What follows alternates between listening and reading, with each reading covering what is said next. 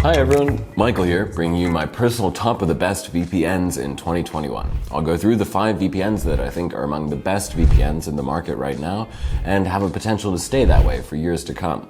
Whether it's the best VPN for PCs or mobiles, I'm going to tell you what I like about them, what they could improve or should keep doing to stay on top, and who will be the perfect audience for them.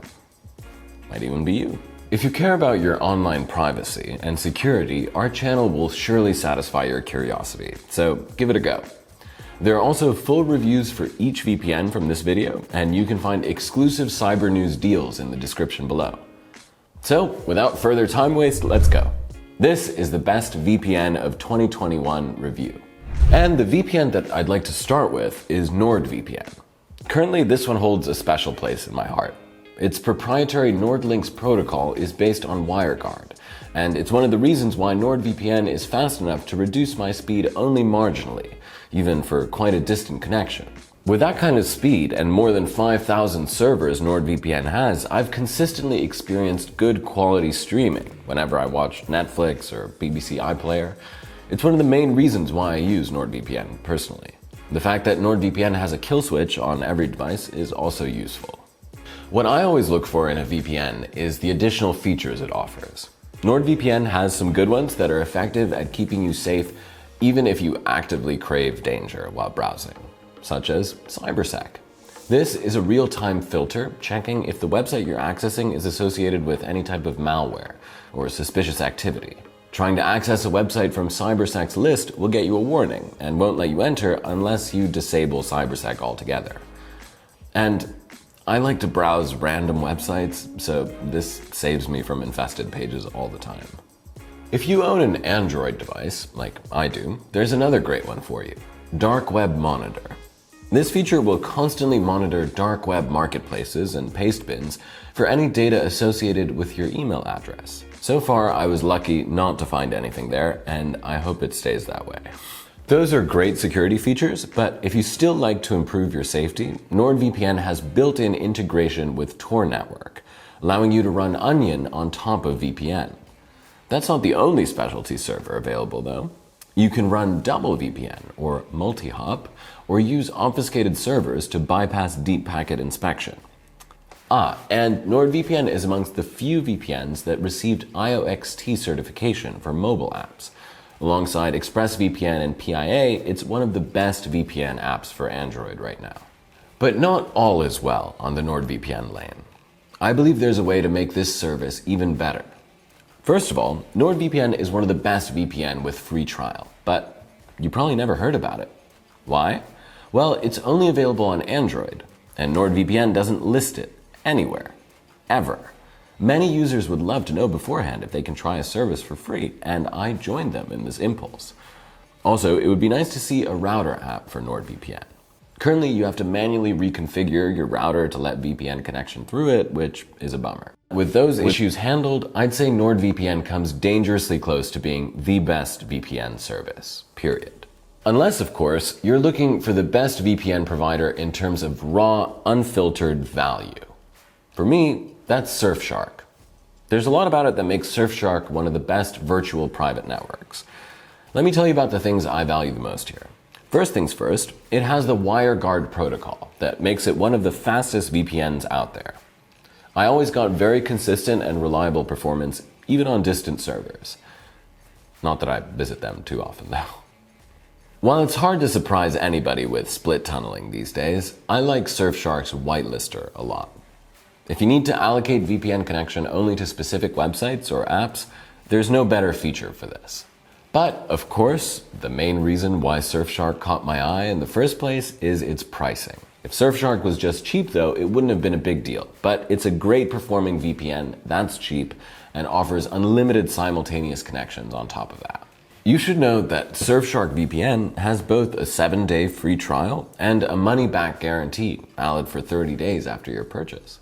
However, if you want a free trial, you'll have to activate it from the mobile app. But after that, you can use Surfshark on all your devices. Then again, Surfshark could also improve in a few areas. First of all, they don't have the same functionality over all platforms. The Apple devices have less features, which is not surprising. For example, Whitelister is not available on iOS, and Android has a GPS spoofer while iOS doesn't, so there's another disparity. Also, currently Surfshark VPN has only audited their browser extensions for security, but there have been no audits of their no-log policy. I'd really like to get that fixed. Remember how I said that PIA has IOXT certification?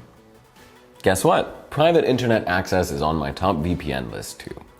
PIA is a powerhouse. It has over 30,000 servers all over the world, and that's a lot. Personally, I don't need that many, but with almost 7,500 servers in the US alone, you can find servers for the best Netflix US performance. And I'm kinda into that. PIA is great for torrenting. It has both SOCKS 5 proxy and port forwarding for free, the two main features I find the most important for P2P file sharing. Unlike top VPNs that limit their simultaneous connections to 5 or 6 devices, PIA has 10, which is better, even though not as good as Surfshark. And you know how VPNs on Linux usually run from a terminal window that you have to manually operate to get it to work? I might not be a Linux user, but I appreciate what PIA has for Linux users. PIA offers a functional Linux app with the same UI as in other apps. For casual users sticking with Linux, this is the best VPN for sure. But yeah, I also have a lot to say about PIA and the way it handles things. First of all, jurisdiction. With the USA's data retention laws, trusting PIA's no logs policy can be hard, considering the fact that the US forces companies to keep and share information with the government when deemed necessary. With that in mind, some independent audits would have helped to establish a more trustworthy privacy policy. But no, PIA haven't done nothing of the sort yet. What kind of threw me off a bit is the mediocre speed and subpar stability of the VPN connection. I experienced an average speed drop of around 50% when connecting to the US from Europe, and a significant increase in ping. With more distant servers like ones in India, Japan, or Australia, you can't expect even a fraction of that. My next VPN is probably on every best VPN list, and for good reason. ExpressVPN is a famous name in the industry. Personally, the main reason I hold the service in such high regard is its spotless reputation. ExpressVPN's no-log policy was court-proven, with police in Turkey going as far as to raid the server locations just to find nothing. ExpressVPN keeps no logs, and that happened even before ExpressVPN switched to RAM-only servers. The random access memory doesn't allow for long data storage, so nothing you send with a VPN stays on the server. ExpressVPN also gets huge props for me for having a high-quality router app that simplifies the process of using VPN with your router immensely, compared to the manual configuration. And of course, I can't forget the lightweight connectivity protocol. In an era when everyone uses the same protocol, innovations and especially effective innovations are always welcomed. However, ExpressVPN has downsides too. Lightweight is a unique protocol, but I feel like it doesn't deliver. It's not as fast as you'd want a modern protocol to be.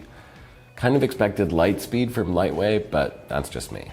But the main issue with ExpressVPN is pricing. It's much more expensive in the long term compared to any other big name in the industry. And while it provides the same security and comparable speed in general, ExpressVPN lacks extra features like dark web monitoring or ad blocking that would justify this price a little more. So I've left a pretty special VPN for the end. I'm talking about VyprVPN. I love it when a company has a clear set of values, and Golden Frog, the company that owns VyprVPN, is absolutely dedicated to privacy. VyprVPN has a proprietary chameleon protocol, which is unbeatable at bypassing deep packet inspection and avoiding detection. Obfuscated protocol of tomorrow, that's what it is. VyprVPN also detects unprotected public Wi-Fi spots when you connect to them and instantly enables VPN to protect you. That said, that's not all there is to VyprVPN. This service is also pretty fast thanks to WireGuard and is priced quite fairly, closer to the Surfshark's level than any of the VPNs on this list. There are, however, obvious downsides to VyprVPN, which I wish were solved. First, it doesn't have private payment options. Really, for a privacy-focused VPN, this is a shame, and I hope they'll fix that soon.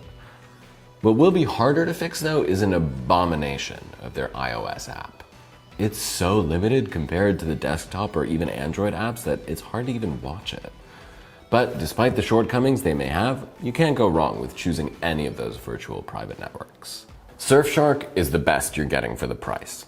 VyprVPN is a budget option for restrictive countries, and ExpressVPN is a luxurious option for those caring most about privacy and security and not really caring about anything else. And for those of you torrenting a lot, PIA surely will fit you like a glove. Yet, I'd like to say the most versatile of the five is NordVPN. It has outstanding performance in all fields and modest pricing too. But hey, those are mostly my opinions. Do you think there's another VPN on PC or mobiles that I've missed? Share your favorite VPNs in the comments to this video. If you really want to get one of these best VPNs, download them with the special Cyber News coupon code from the description, and you're guaranteed to get a great deal. Thanks for joining me in this overview of the best VPN in 2021.